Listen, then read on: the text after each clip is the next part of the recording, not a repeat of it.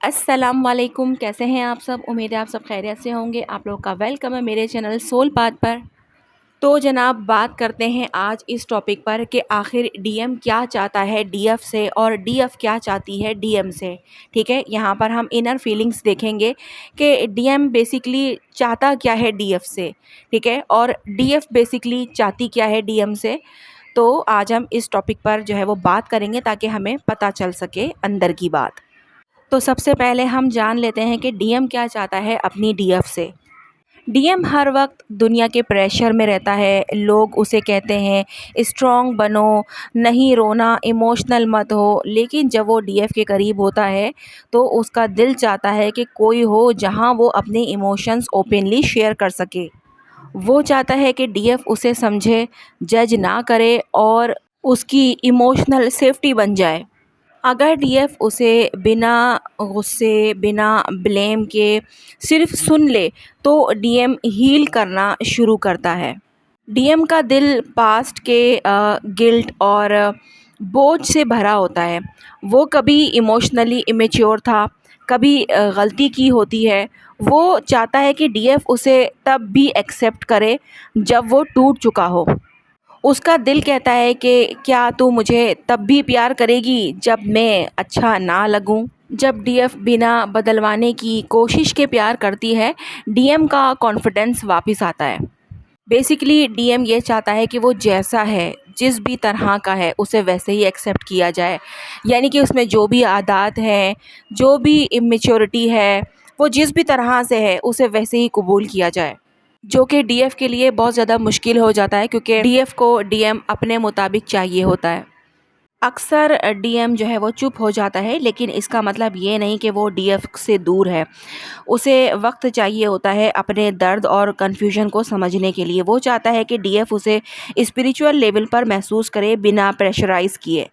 उसकी खामोशी के पीछे होता है मैं वापस आऊँगा, बस थोड़ा इंतज़ार करो और मुझे वक्त दो।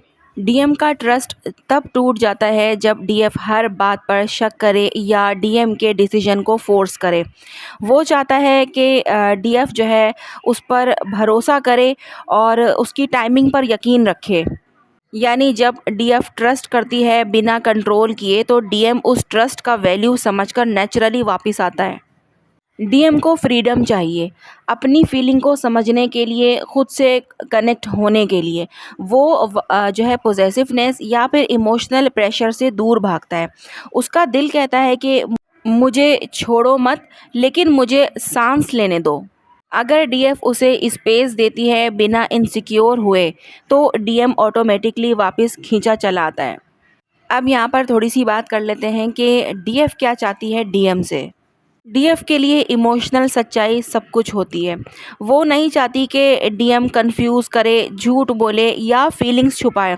उसका दिल कहता है मुझे दर्द दे दो लेकिन झूठ मत बोलो, मुझे कंफ्यूजन में मत रखो।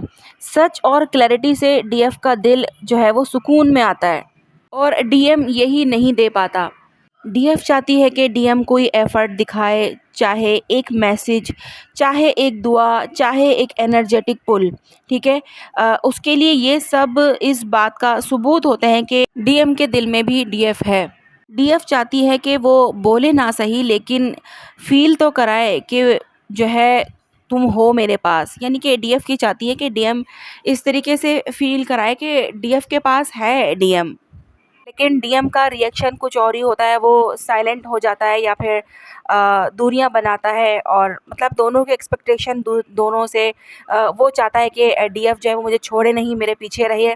और डीएफ चाहती है कि वो मुझे सच बोले, मुझसे झूठ ना कहे और मुझसे फीलिंग एक्सप्रेस करे, ये सारा कुछ। और वो इन सारी चीज़ों से भागता है और वो ये चाहता है कि डीएफ उसको इन सारी चीज़ों के लिए प्रेशराइज़ ना करे। डीएफ का प्यार बहुत ज़्यादा गहरा होता है, लेकिन वो अनसेफ फील करती है जब डीएम क्लैरिटी नहीं देता। वो चाहती है कि डीएम मुझसे कहे कि मैं तुम्हारे साथ हूँ और तुम्हारे साथ रहना चाहता हूँ। डीएफ के लिए टेम्परेरी या अनस्टेबल एनर्जी जो है वो इमोशनली पेनफुल होती है। डीएफ बिल्कुल अपने डीएम से लव एक्सप्रेशन चाहती है। उसे उसे ये जो है वो इनसिक्योरिटी रहती है कि पता नहीं डीएम जो है वो मुझे चाहता भी है या नहीं, पता नहीं वो मुझसे प्यार करता है भी या नहीं, कहीं उसके दिल में कोई और तो नहीं या क्या है। लेकिन वो ये चाहती है कि बस उसका जो डीएम है वो उससे हर वफ़े-वफ़े से या हर थोड़े से स्पेस के बाद उसे इज़हार मोहब्बत करता रहे, जो कि डीएम करता नहीं है। डीएफ के अंदर एक जज़्बा होता है कि डीएम उसे अपनी रूह का हिस्सा समझे। डीएफ के लिए सबसे बड़ा सुकून होता है जब डीएम उसे खुद कहे कि तुम मेरी रूह का हिस्सा हो, क्योंकि ये एक डिवाइन तस्दीक होती है जो उसके अंदर का सब्र और जर्नी को आगे बढ़ने का पर्पस देती है। डीएफ नहीं चाहती कि सिर्फ वो ही हील करती रहे, वो चाहती है कि डीएम भी अपने वुंड्स को समझे, हील करे और रूहानी तौर पर स्ट्रॉन्ग बने। डीएफ का दिल कहता है कि तुम भी अपना इनर वर्क करो भई, तुम भी अपना इनर चाइल्ड हील करो ताकि हम दोनों एक हो सकें।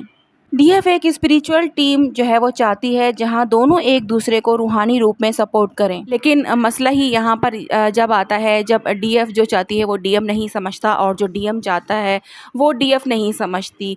तो इसी वजह से कहा जाता है कि आप दोनों सेम पेज पर नहीं हैं, एक लेवल पर नहीं हैं।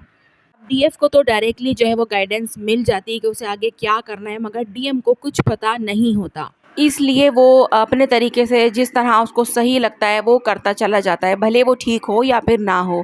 लेकिन डीएफ को ये चीज़ समझ में नहीं आती है कि यार उसे कुछ पता नहीं है और वो जो कर रहा है वो बस इस सेंस में कर रहा है कि शायद इससे उसको सुकून मिल जाए, शायद इससे उसकी ज़िंदगी आसान बन जाए। लेकिन क्या है कि उसे सही रास्ता नहीं पता चल रहा होता, सही रास्ता नहीं दिखाई दे रहा होता। यानी कि जो वो डीएफ से चाह रहा होता है डीएफ वो कर नहीं पाती, और जो डीएफ चाह रही होती है वो डीएम नहीं कर पा रहा होता, वो समझ ही नहीं पा रहा होता है।